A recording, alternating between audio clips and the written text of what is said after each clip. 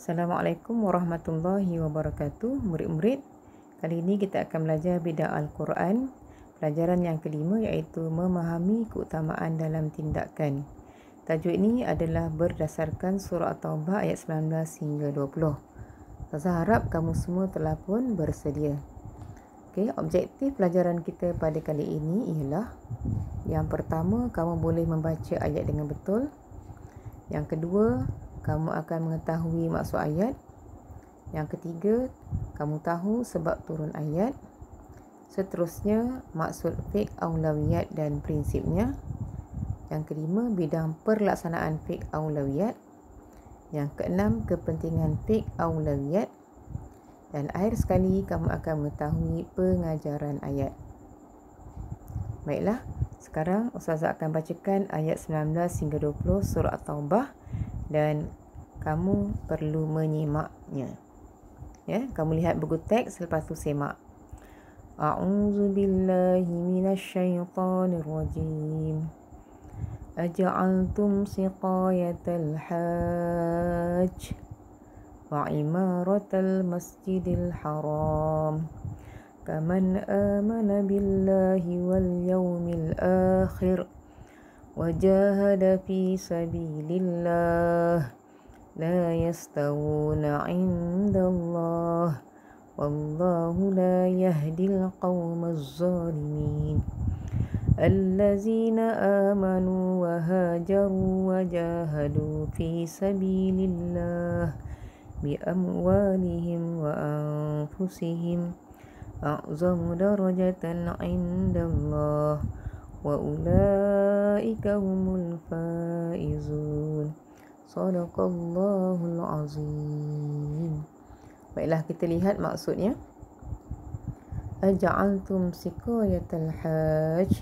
Adakah kamu menyangka perbuatan memberi minum kepada orang-orang yang menunaikan haji, wa imaratal masjidil haram, dan memakmurkan masjidil haram itu, kaman amana billahi wal yaumil akhir, sama seperti orang yang beriman kepada Allah dan hari akhirat, wajahada fi sabilillah, serta berjihad pada jalan Allah, la yastawuna indallah, mereka yang bersifat demikian tidak sama di sisi Allah, wallahu la yahdil qaumaz zalimin, dan Allah tidak memberikan hidayah kepada kaum yang zalim. Allazina amanu wa hajaru, sesungguhnya orang yang beriman dan berhijrah, wajahadu fi sabilillahi bi amwalihim wa anfusihim, serta berjihad pada jalan Allah dengan harta benda dan jiwa mereka, a'zamu darajatan 'indallah, adalah lebih besar dan tinggi darjatnya di sisi Allah, wa ulaika humul faizun, dan mereka itulah orang-orang yang berjaya. Okay, mari kita lihat sebab turun ayat ini. Menurut Nu'man bin Bashir, terdapat beberapa orang sahabat berbincang tentang amalan yang mereka utamakan selepas pembukaan kota Mekah. Terdapat sahabat yang akan menumpukan kepada memberikan minuman kepada orang yang tunaikan haji. Terdapat juga sahabat yang akan menumpukan usaha kepada memakmurkan Masjidil Haram. Selain itu, terdapat sahabat yang akan berjihad di jalan Allah. Jadi percakapan mereka itu ditegur oleh Sayyidina Umar radhiyallahu anhu kerana tidak sopan meninggikan suara di sebelah mimbar Rasulullah sallallahu alaihi wasallam. Kemudian Sayyidina Umar radhiyallahu anhu mengadu hal ini kepada Rasulullah sallallahu alaihi wasallam dan turunlah ayat tersebut. Baiklah, kita lihat terlebih dahulu maksud fiqh aulawiyat.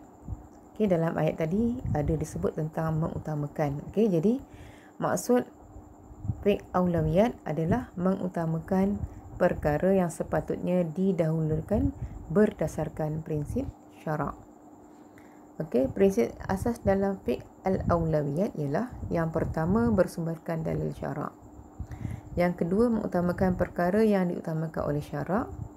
Yang ketiga, mengambil kira keperluan semasa dan setempat. Yang keempat, mengutamakan keperluan atau manfaat bersama berbanding dengan manfaat peribadi. Dan yang akhir sekali, mengambil kira tahap keupayaan individu. Maknanya keupayaan tu kemampuan seseorang. Okey, seterusnya pelaksanaan fiqh al-aulawiyat dalam kehidupan. Okey, apakah bidang perlaksanaan fiqh al-aulawiyat? Ya, ada 3 bidang semuanya. Yang pertama, ilmu dan pemikiran. Yang kedua, amalan.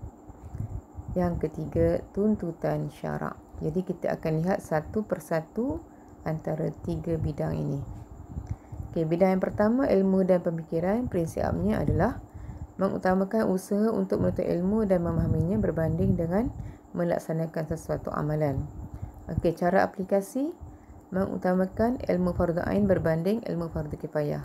Contohnya, mengutamakan ilmu menunaikan solat dengan betul berbanding dengan ilmu lain.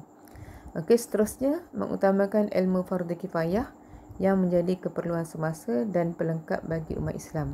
Contohnya, mengutamakan mempelajari ilmu dalam bidang perubatan dan kejuruteraan.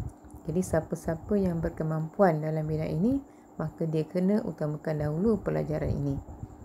Baiklah, seterusnya dari segi amalan. Prinsipnya adalah mengutamakan amalan yang banyak manfaat berbanding dengan amalan yang kurang bermanfaat. Okey, cara aplikasi. Yang pertama, mengutamakan amalan yang banyak manfaat kepada masyarakat berbanding dengan amalan yang kurang bermanfaat mengikut keperluan dan situasi. Contohnya, mengutamakan bersedekah berbanding dengan gotong royong. Okey, yang kedua, mengutamakan aktiviti kemasyarakatan berbanding dengan ibadah sunnah yang membentuk peribadi. Contoh, mengutamakan program berbentuk kebajikan masyarakat berbanding dengan memperbanyak amalan sunat untuk peribadi. Okey, kita lihat bidang yang ketiga iaitu tuntutan syarak.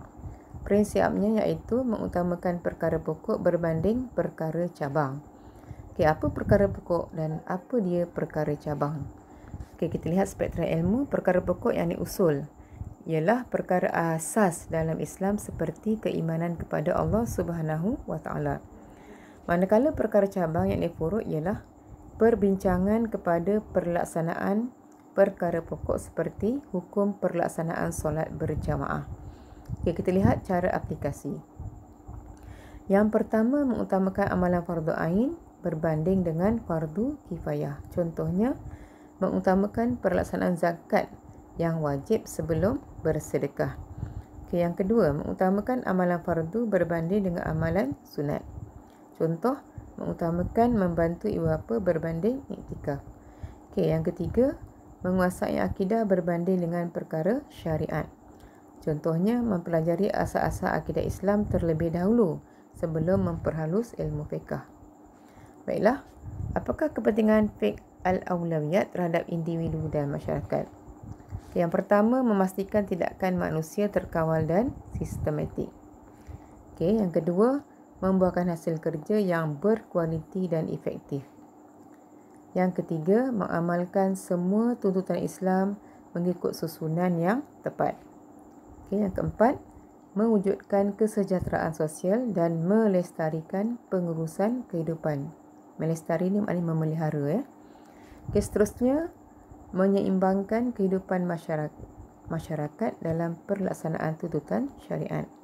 Okey, dan akhir sekali, mewujudkan masyarakat yang berjaya menguruskan sistem kehidupan yang cekap.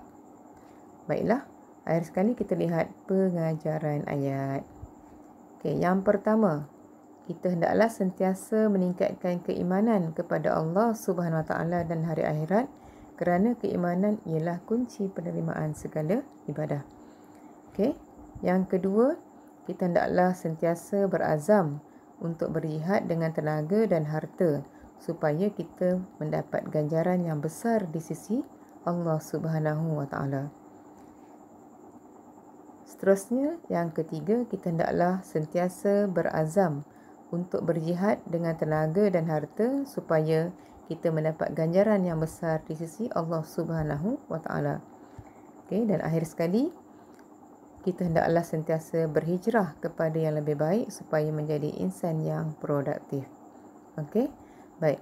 Jadi, Ustazah harap kamu boleh memahami apakah dia fiqh al-awlawiyat. Ya?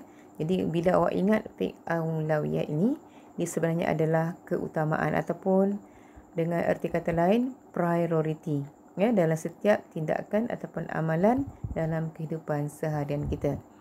Okey, untuk itu saya sudahi dengan wabillahi taufik wal hidayah. Wassalamualaikum warahmatullahi wabarakatuh.